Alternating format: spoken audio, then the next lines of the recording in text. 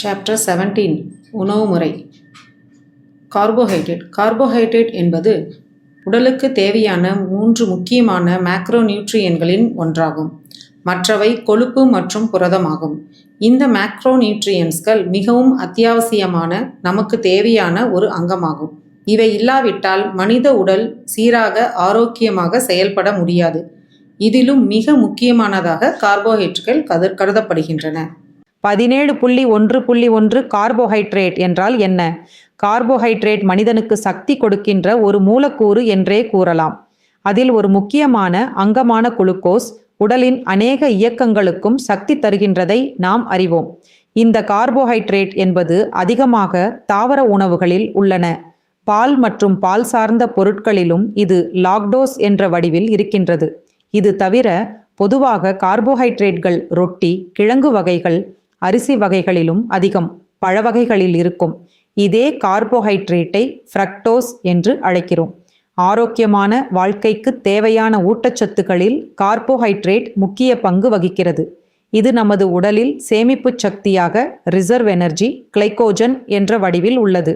தேவைப்படுகின்ற போது இந்த கிளைகோஜனை நமது உடலில் உடைக்கப்பட்டு அது குளுக்கோஸ் வடிவமாக மாறி சக்தி தருகின்றது. குறிப்பாக சொல்ல வேண்டுமானால் 1 கிராம் குளுக்கோஸ் 4 கலோரிகள் அளவிற்கு நமக்கு சக்தி தருகின்றது. குறிப்பாக உடலுக்கு தேவையான ஆற்றலை தருகின்றது எனலாம். இவ்வளவு முக்கியமான இந்த கார்போஹைட்ரேட்டுகள் அனைத்து திசுக்களிலுமே இருக்கின்றது. தோல் பகுதி, தசை நார்கள், குருத்தெலும்பு, எலும்பு மற்றும் இணைக்கும் திசுக்களில் மட்டுமல்ல, நரம்பு மண்டலத்திலும் அதிகமாக இருக்கின்றது. உணவு வகைகளில் கார்போஹைட்ரேட்டுகள் பின்வருபவை உட்பட பல்வேறு வடிவங்களில் இருக்கின்றன. உதாரணத்திற்கு, உணவின் நார்ச்சத்து டயட்ரி ஃபைபர், மொத்த சர்க்கரை, ஆல்கஹால் சர்க்கரை, மாவுப்பொருள், ஸ்டார்ச். கார்போஹைட்ரேட் வகைகள் 17.1.2 தவிர்ப்பதற்கு என்ன செய்ய வேண்டும்? நாம் சாப்பிடுகின்ற உணவிலே இயற்கையான பதப்படுத்தப்படாத கார்போஹைட்ரேட்டுகள் அதிகம் இருக்க வேண்டும். காய்கறிகள், பீன்ஸ் வகைகள், முழு தானியங்கள், சத்தான விதை வகைகள், நட்ஸ் ஆகியவற்றை அதிகம் சேர்த்து கொள்ள வேண்டும். பாஸ்ட் உணவு வகைகளை தவிர்ப்பது முக்கியம். அளவோடு உண்ணுவதும் மிகவும் அவசியம். 17.2 புரதங்கள். புரதச்சத்து என்பது நமது ஆரோக்கியத்திற்கு அத்தியாவசியமான ஒரு மேக்ரோ நியூட்ரியன்ட் ஆகும். ஆனால் புரதச்சத்து உள்ள உணவுப் பொருள்களில் இது ஒரே அளவில் இருப்பதில்லை. ஆதலால் நீங்கள் நினைக்கும் அளவுக்கு இது உங்களுக்கு தேவைப்படுவதில்லை. புரதத்தை பற்றிய அடிப்படைகளை தெரிந்து கொள்வதும் ஆரோக்கியமான புரத உணவுகளுடன் உங்கள் உணவை வடிவமைப்பதை புரிந்து கொள்வதும் நல்லது. 17.2.1 புரதம் என்றால் என்ன? புரதம் நம் உடல் முழுவதும் காணப்படுகிறது. இது தசை, எலும்பு, தோல் மற்றும் கிட்டத்தட்ட ஒவ்வொரு உடல் உறுப்பு அல்லது திசுக்களிலும் இருக்கின்றது. இது பல இரசாயன மாற்றங்களை ஏற்படுத்தும் என்சைம்களையும் உங்கள் இரத்தத்தில் ஆக்சிஜனை கொண்டு செல்லும் ஹீமோகுளோபினையும் உருவாக்குகிறது. உங்கள் உடலிலே குறைந்தபட்சம் 10,000 வகையான புரதங்கள் இருப்பது மட்டுமின்றி அவைகள் நீங்கள் என்னவாக இருக்கிறீர்கள் என்பதை தீர்மானிப்பதாகவும் இருக்கின்றன. 20க்கும் மேற்பட்ட அமினோ அமிலங்கள் என்னும் அடிப்படை கட்டுமான பொருட்களிலிருந்து புரதம் தயாரிக்கப்படுகிறது. நாம் அமினோ அமிலங்களை சேமித்து வைக்காததால் நம் உடல்கள் அவற்றை 2 வெவ்வேறு வழிகளில் உருவாக்குகின்றன.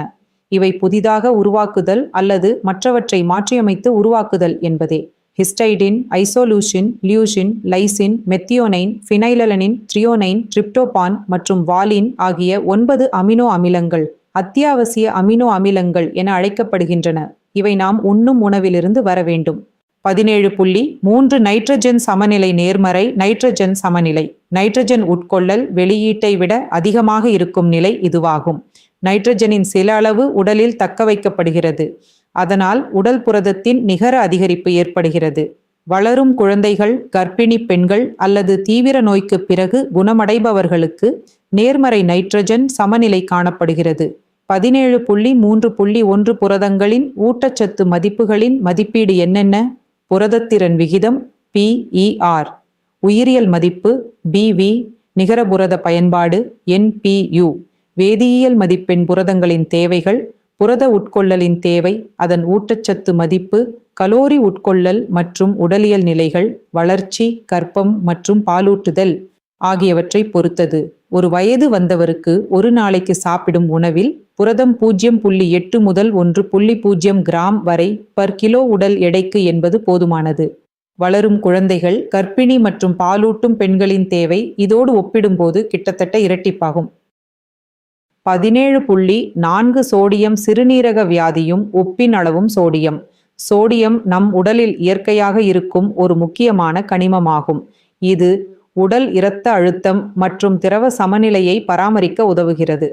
டயாலிசிஸ் செய்யும் நோயாளிகளுக்கு அவர்கள் உடலில் உள்ள சோடியம் அளவை பொறுத்து மருத்துவர்கள் மற்றும் உணவு ஆலோசகர் பரிந்துரைப்படி உணவில் உள்ள உப்பின் அளவு கட்டுப்படுத்தப்படுகிறது. சாதாரண உப்பைத்தான் சோடியம் என்று சொல்கிறோம். 17.4 சோடியம் எங்கிருந்தெல்லாம் கிடைக்கிறது? பெரும்பாலான உணவுகளில் சோடியம் இயற்கையாகவே உள்ளது.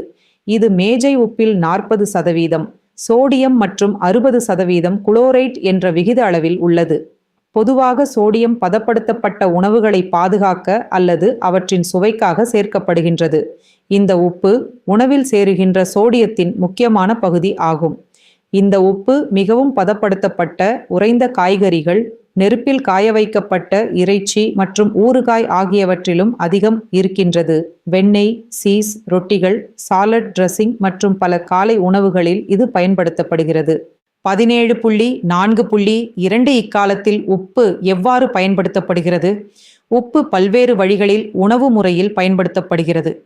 பதப்படுத்திய உணவு தயாரிப்பில் இது அதிகம் உபயோகிக்கப்படுகிறது. தயாரிக்கப்பட்ட, உறைந்த மற்றும் பதப்படுத்தப்பட்ட உணவுகளின் உற்பத்தியாளர்கள் பெரும்பாலும் தங்கள் தயாரிப்புகளின் சுவையை அதிகரிக்கவும் சோடியத்தை பயன்படுத்துகின்றனர். இது உணவு பாதுகாப்பு பொருளாகவும் அதிகம் பயன்படுத்தப்படுகிறது. சோடியம் பின்வரும் உடல் செயல்பாடுகளுக்கு பங்களிக்கிறது. இரத்த அழுத்தம் மற்றும் இரத்த அளவை கட்டுப்படுத்துகின்றது. இது தசை இயக்கத்திற்கு உதவுகிறது. இரத்தம் மற்றும் உடல் திரவங்களின் அமில அடிப்படை சமநிலையை ஒழுங்குபடுத்துகிறது. செல்களுக்குள் இருக்கின்ற நீர்நிலையை சமநிலையில் பராமரிக்கிறது. அதிகப்படியான சோடியத்தை உட்கொள்வது காலில் வீக்கம் அல்லது நீர் உடலிலே அதிகமாக தங்குவதற்கு வழிவகுக்கும். சோடியத்தின் இயல்பான வரம்பு 135 முதல் 145 வரை மில்லிகிராம் ஈக்விகல்ஸ் லிட்டர் ஆகும். 17.4.3 சிறுநீரக நோயால் பாதிக்கப்பட்டவர்களை சோடியம் எவ்வாறு பாதிக்கிறது? சிறுநீரக நோய் இருந்தால் உங்கள் சிறுநீரகம் உங்கள் உடலில் இருந்து அதிகப்படியான சோடியம் மற்றும் திரவத்தை அகற்ற முடியாது. உங்கள் திசுக்கள் மற்றும் இரத்த ஓட்டத்தில் சோடியம் மற்றும் திரவ அளவு அதிகரிக்கும் போது உங்கள் இரத்த அழுத்தம் அதிகரிக்கிறது மற்றும் அதனால் நீங்கள் ஆரோக்கியமில்லாமையை உணர்கிறீர்கள். இதனால் உயர் இரத்த அழுத்தம் ஏற்பட்டு ஆரோக்கியமற்ற சிறுநீரகங்களுக்கு அதிக சேதத்தை ஏற்படுத்தும் வாய்ப்பு உருவாகின்றது. இந்த சேதம் சிறுநீரக செயல்பாட்டை மேலும் குறைத்து இதன் விளைவாக இன்னும் அதிகமாக திரவம் மற்றும் கழிவுகள் உடலில் சேர்ந்து விடுகின்றன. அதன் அறிகுறிகளும் உருவாகின்றன. 17.4.4 சோடியம் நிறைந்த உணவுகள் என்னென்ன? பதப்படுத்தப்பட்ட இறைச்சிகள், சில உறைந்த அல்லது பதப்படுத்தி அடைக்கப்பட்ட உணவுகள், சீஸ், வெண்ணெய், சாஸ்கள், ரொட்டிகள், பாஸ்தா கலவைகள், வணிக அரிசி வகைகள், உணவகத்தில் வழங்கப்படும் உணவுகள், துரித உணவுகள் மற்றும் பாக்கிங் செய்யப்பட்ட உணவுகளில் பொதுவாக சோடியம் அதிகமாக இருக்கும். புகையில் வாட்டிய இறைச்சி, ஸ்மோக்ட் மீட், கடல் மீன் ஆகிய வகை உணவு வகைகள், உருளைக்கிழங்கு சிப்ஸ், உப்பு சேர்க்கப்பட்ட பிஸ்கட், உப்பு சேர்க்கப்பட்ட பாப்கார்ன், நம்கீன்ஸ் போன்ற சில தின்பண்டங்கள், பேக்கிங் சோடா, சமையல் சோடா, சோடியம் பென்சோயேட், ஊறுகாய் வகைகள், ரெடிமேட் மசாலா போன்ற சில உணவு சேர்க்கைகள், உலர்ந்த பழங்கள் மற்றும் கொட்டைகள், குளிர்ந்த பானங்கள், சத்து பானங்கள், சாக்லேட்டுகள், சாக்லேட் பானங்கள் மற்றும் புட்டிங் கலவைகள் போன்ற பானங்கள், பன்றி இறைச்சி போன்ற விலங்கு இறைச்சி, அனிமல் மீட், ஹாம், கருவாடு போன்றவைகள். 17.5 பொட்டாசியம். பொட்டாசியம் என்பது நீங்கள் உண்ணும் உணவுகளில் காணப்படும் மற்றொரு கனிமமாகும். இதுவும் ஒரு எலக்ட்ரோலைட். எலக்ட்ரோலைட்டுகள் உடல் முழுவதும் மின் தூண்டுதல்களை சீராக நடத்துகின்றன. பொட்டாசியம் உடலின் அத்தியாவசிய இயக்கத்திற்கு மிகவும் உதவுகின்றது. அவையாவன இரத்த அழுத்தம், சாதாரண நீர், சமநிலை தசை இயக்கம், நரம்பு இயக்கம், ஜீரண சக்தி, குடல் இயக்கம், இருதய துடிப்பு, அமிலத்தன்மை, ஸ்லாஷ் காரத்தன்மையின் சமநிலை உங்கள் உடல் பொட்டாசியத்தை இயற்கையாக உற்பத்தி செய்வதில்லை. ஆகவே பொட்டாசியம் சரியான அளவிலுள்ள உணவுகள் மற்றும் பானங்களின் சரியான அளவை உட்கொள்வது நல்லது. அதிக பொட்டாசியம் உணவு பட்டியல். அதிக பொட்டாசியம் உள்ள காய்கறிகள்: அமராந்து, கொத்தமல்லித்தழை கீரை வகைகள், உருளைக்கிழங்கு, இனிப்பு உருளைக்கிழங்கு, மரவள்ளிக்கிழங்கு, முருங்கைக்காய், கத்தரிக்காய், தக்காளி. குறைந்த பொட்டாசியம் உள்ள காய்கறிகள்: வெந்தய இலைகள், பீட்ரூட், முள்ளங்கி இளஞ்சிவப்பு, சுரைக்காய், அகன்ற பீன்ஸ், வெள்ளரிக்காய், நூல்கோல், பட்டாணி, பீர்க்கங்காய், புடலங்காய், சௌசௌ. அதிக பொட்டாசியம் உள்ள பழங்கள்: மாம்பழம், சப்போட்டா, நெல்லிக்காய், சாத்துக்குடி, முலாம்பழம், மாதுளை, சிவப்பு வாழைப்பழம், பேரிச்சம்பழம்.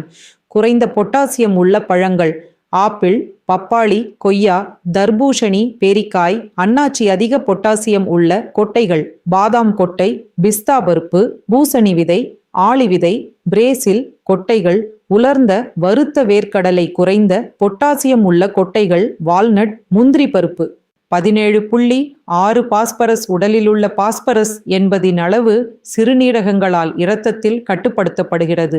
இது உடலின் சாதாரண அமில ஸ்லாஷ்கார சமநிலையை சரியாக பராமரிக்க உதவுகிறது. சிறுநீரக செயலிழப்பின் போது பாஸ்பரஸ் அளவு இரத்தத்தில் அதிகரித்து விடுவதால் இந்த அதிகப்படியான பாஸ்பரஸ் இரத்தத்தில் கால்சியத்தின் அளவை குறைத்து இதன் விளைவாக எலும்புகள் பலவீனமாகின்ற வாய்ப்பு அதிகமாகின்றது. பல உணவுகளில் உள்ள கனிமங்களில் பாஸ்பரஸ் காணப்படுகின்றது.